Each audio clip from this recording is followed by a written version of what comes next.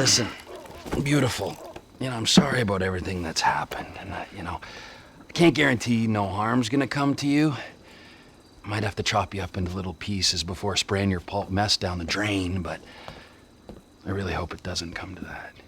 I appreciate your honesty. You are a good man. I can see that. You need your eyes examined then.